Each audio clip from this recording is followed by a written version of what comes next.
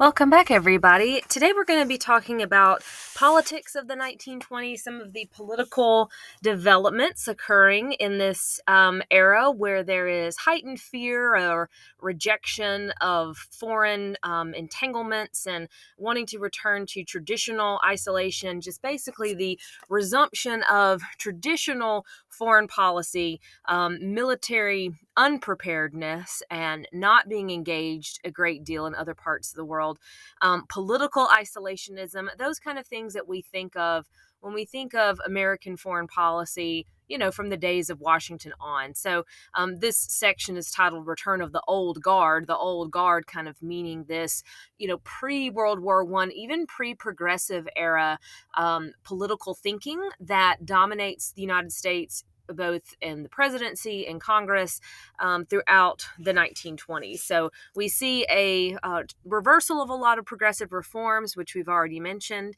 And again, this return to a pro-isolation, pro-business kind of atmosphere. So once again, starting with the very end of World War I, we had the Wilson presidency. Wilson, of course, was a Democrat. And we last looked at the election of 1920 that Warren Harding was elected president, a Republican. So already that symbolized the Democrats' defeat of the presidency and Harding's election, symbolizing that people wanted to kind of go back to the way things were. That was seen as very much as a rejection of Wilson's idealism, of progressivism, of the international engagement and so forth that Wilson was promoting, that Wilson thought was so essential to the United States' survival and to the world. Harding's election very much served as kind of a backlash against that and a sign that people were wanting to return to a previous way of doing things. Harding himself even runs on that slogan or that concept of returning to normalcy, getting back to the way things used to be before World War I and even before progressivism. And Warren Harding, as far as assessing him as a president and all of those things, of course, it's a matter for debate, just like anything else. But a general consensus that a lot of folks would have about Harding is that he was a nice guy, a very perhaps good person, but sometimes surrounded himself with the wrong people, surrounded himself with individuals that were corrupt, incompetent. He himself never implicated in any wrongdoing of any sort, but people close to him were. So other Republicans, cabinet members, and so forth that he was close to did get involved in some scandals. In fact, we'll mention one specifically here in just a little bit. So he's a bit like Grant. If you remember Grant and his presidency, he himself not ever implicated in anything, but the fact that he was, associated with people that did kind of is a scar or a tarnish on his reputation.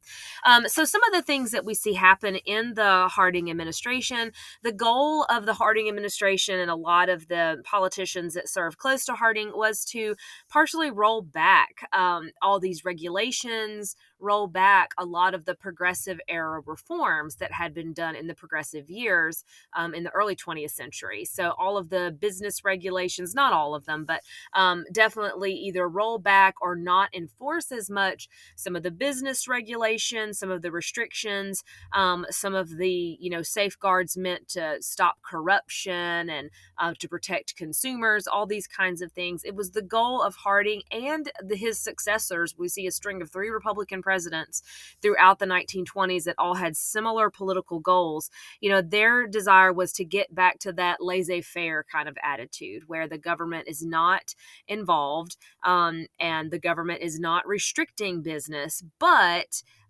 it's also not exactly a totally hands-off thing either.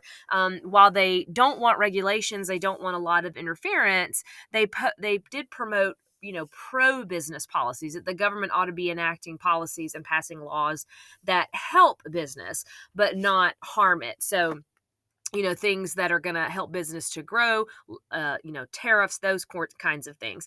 But reversing a lot of progressive reforms, in fact, a lot of them, the Supreme Court actually declared most of those to be unconstitutional. So we see an end to like federal bans on child labor, rollbacks on other gains for labor, 8-hour workday laws, laws to protect women in the workplace, the minimum wage, all those kinds of things end up either getting rolled back, reversed, or declared unconstitutional by the courts.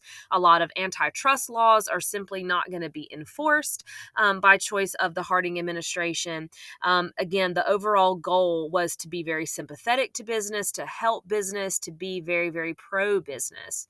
As far as economic policy, we see sort of a wartime demobilization happening.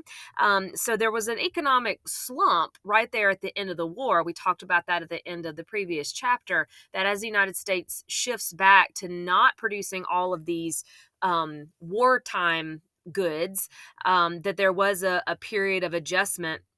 The War Industries Board is disbanded almost immediately, and this very pro-business tone takes over. So that means a lot of things. We're going to be very simple about it. But overall, it means these kind of basic parameters, and that is one, decrease spending. So and this is for Harding, this is for his successors as well, for Coolidge and Hoover.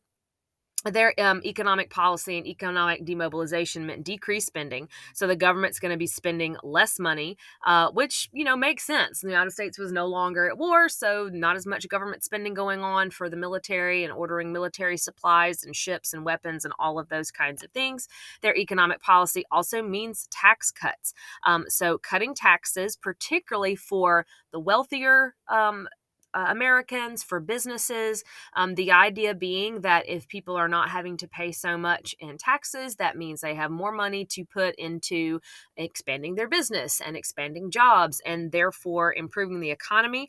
The idea being overall that all of these things will have what we call, or what would be called, trickle-down effects. I'll come back to that in a second. And tariff increases.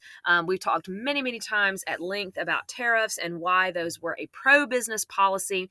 Tariffs had been decreased with the implementation of income taxes, but there was great fear amongst a lot of leaders and a lot of business people, especially, that with the war in Europe now over, that the United States was going to soon start experiencing a great deal of competition from foreign goods, that from European-made goods that had been significantly diminished while Europe was being torn up by war for several years. But now with things starting to recover there was great fear that Europe was going to start competing once again with American-made goods. So we see tariff increases for the first time in a while, and tariffs will continue to go up and continue to be raised higher throughout the 1920s.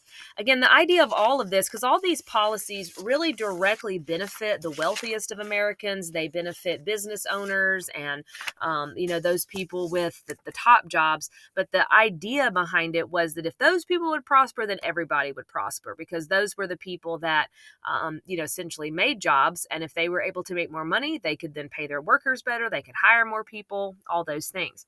And this also, of course, means just less government regulation. I pretty much already mentioned that one. With the, no more bans on child labor, no more, all some of the consumer protections, labor gains, all those kinds of things. So it's an attitude of the government should, pass high tariffs to help business and should cut taxes to help business, but should not be doing anything to interfere, to limit business. But these policies, as all economic policies do, they have their, people that they benefit and people that they don't. These policies are going to result in massive economic expansion throughout the 1920s, but they're also very harmful to Europe. With the high tariffs, it's going to make Europe's economic recovery a lot longer and a lot more difficult, and that can cause some problems of its own. Moving on then to some of the other developments in the Harding administration.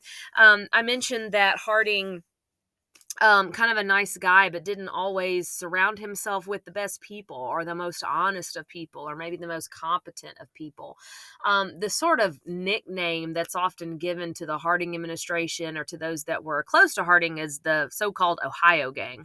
Harding was from Ohio, and so, a lot of his closest allies, cabinet, appointees, and other kind of political friends also tended to be from Ohio, certainly not all of them. But the Ohio Gang kind of refers to this sort of, almost fraternity like atmosphere. And not always in a good way. So some of these folks, again, got involved in some underhanded deals, some bribery, some corruption, some scandals. And again, while Harding himself was never implicated in any of it, it didn't do great things all the time for his image, and kind of a sort of a political machine kind of a situation. And Harding, saw the presidency as far more laid back than some of his very progressive predecessors. He was not interested in this really activist kind of presidency like Roosevelt and certainly Wilson believed in. That was not something that Harding was really into at all.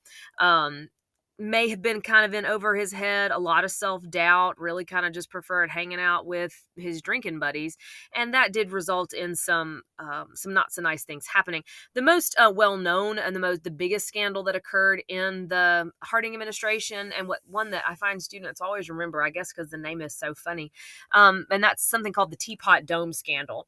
And this had to do with one of Harding's cabinet appointees. In fact, it was the Secretary of the Interior, who basically took bribes, took hundreds of thousands of dollars or accepted hundreds of thousands of dollars in bribe to allow private companies to dig for oil and to drill for oil in like protected lands that had been set aside for environmental protection. And this appointee of Harding's, took thousands of dollars or hundreds of thousands of dollars in bribes to allow those companies to drill there. Again, Harding himself was never implicated in it, but this was definitely one of the biggest scandals of his career. And Harding actually dies in office not too long after it. Whether or not that's related is, again, debatable, but we'll see very, very similar policies from Harding's successors. For the last part of this, we'll look really, really quickly at foreign policy under Harding, but also his successors, Coolidge and Hoover. Once again, as we've already established many times, that we are seeing a return to, pre-World War I isolationism, the United States really rejecting a whole lot of foreign entanglements. People were weary of war. They were weary of Wilson's idealism. They were weary of unrest and just kind of wanted to look the other way and get out of all that stuff. So Harding said, it was time to end that Wilsonian progressivism. We need normalcy. We need restoration. People want stability. People want order. So he was not at all interested in sort of, not ruling the world, but influencing the world with this kind of high-minded moral sort of approach, the way that Wilson was. He was really not interested in that at all. However, we do see attempts in some ways. Some the United States was a bit more involved in than others, but there was definitely a sense throughout, certainly Europe, that things needed to change in order to prevent another world war from happening. Again, we can't really underestimate just how traumatizing and horrible World War I was. And so there were some attempts, perhaps very overly idealistic and very unrealistic attempts, but nevertheless attempts to try to prevent a future war from occurring. So a couple of attempts at disarmament. One of those was the Washington Disarmament Conference, which many major powers attended in Washington. So leaders from, you can see some of the pictures here, leaders from multiple European countries met in Washington to discuss disarmament, or getting rid of, lowering the number of weapons, the size of armies, the size of navies, to try to prevent, countries from having tension and then being ready to go to war just, at a moment's notice. As far as all the specifics that were agreed to, you can read about it. We're not going to go over any of that here, but they do put some specifics on, like ratios of how many ships a country can have, how many people they can have in their standing army, all these kinds of things, and trying to put restrictions on some of that, restrictions on what kind of possessions they could fortify, all these different things. There's lots of different treaties that come out of the Washington Disarmament Conference. The thing is that the Washington Disarmament Conference is hailed as a success, and it's sort of talked about and probably was even perceived at the time as, hey, we've done it. We have put limitations on these things. We're not going to have these problems anymore. But the problem is there's no teeth to it. This really isn't enforceable. Ask yourself, how do you enforce not having certain numbers of weapons? How do you enforce the size of one's military without fighting somebody about it? It's like, ultimately, if you're either expecting that people are going to keep their word and make good on those agreements, or you just invite another fight. So it's just sort of, as the title of this little section indicates, sort of a fiction, a false sense of security almost. There's really no obligations for some countries to really do a whole lot. There's no teeth to it. And it doesn't limit everything. There's certain kinds of naval vessels and certain kind of things in which there were really no rules at all. And, all of this is really just completely voluntary. And eventually we'll see some countries get fed up with it and start violating the agreements. For example, Japan will eventually just withdraw themselves from it. But, what were you going to do about that unless you wanted to fight over it? So it really was not going to be an effective long-term attempt to actually bring about disarmament. A similar idea, or another, along in the same spirit of the Washington Disarmament Conference, there's also the Kellogg-Briand Peace Pact that is made in 1928. Which was between the United States and several countries, and of course, including France. And the Kellogg-Briand Peace Pact, 62 different nations agreed to it, but it really, kind of like the Washington Disarmament Conference, was just sort of a delusional attempt to say, hey, we're not going to fight anymore. And of course, it's more technical than that. I'm simplifying it, but that's kind of the idea. Just sort of a agreement between these countries that we are not going to fight, that war is not going to be used as an instrument of national policy. We are going to have peaceful negotiations and peaceful reasons. We are not going to resort to war because war is bad. Again, maybe sounds nice on paper, but how do you enforce such a thing? It also does have loopholes in it. Defensive wars were permitted, all that kind of stuff. But it's just something that, really turns out to be little more than just words that maybe made people feel good for the time being, but they're not really going to be effective in the long term. Obviously, we all know what is on the horizon there. Other things to realize about the international situation, recall that Europe is still in a mess after World War I. Countries have been torn apart for war, so many countries are in debt, and of course, there are significant reparations that Germany now has to pay, what amount to billions of dollars that they've got to pay back to the rest of Europe and to the United States, in order to pay for the damage. That was all agreed to and really enforced upon Germany in the Treaty of Versailles. But all of that made it very, very difficult for countries like Germany to economically recover. And it just furthers their economic desolation. It furthers their economic suffering. It furthers poverty. All of those things that are soon going to lead Germany to become pretty desperate. And there's no sympathy. There is no understanding from the rest of Europe, from the United States, on the kind of economic situation, the kind of financial situation that Germany was being placed in. And it was very, very hard for really all of Europe, not just Germany, to get back on their feet and to get things moving again economically because of the United States' tariff policy. So the United States really kind of fails to realize that policy that we enact, has repercussions throughout the world. And maybe those things need to be considered. And the United States was very, very insistent that Europe pay us back, and really did not have any kind of understanding or sympathy for all of that. So Germany is particularly in bad trouble, almost totally bankrupt. Tariffs are very, very high. Europe and Germany are asking for more leniency, more understanding, but the United States really just quite refused at that. Eventually, a plan was drawn up to try to help out this situation a little bit and try to improve Europe's economy, because ultimately that might mean that the United States gets paid back a little bit more quickly. And that was something called the Dawes Plan. The Dawes Plan attempted to make a more realistic payment schedule for Germany, so a better payment plan for their reparations that they have to pay, trying to make it a little bit easier on them, sort of reorganized some things, gave them loans. But when you think about that, that really just perpetuates the problem. So it's giving Germany loans to pay back money that they already owe. So it's like, um, borrowing from this pocket just to pay off that one. So it's just really getting them further and further in debt.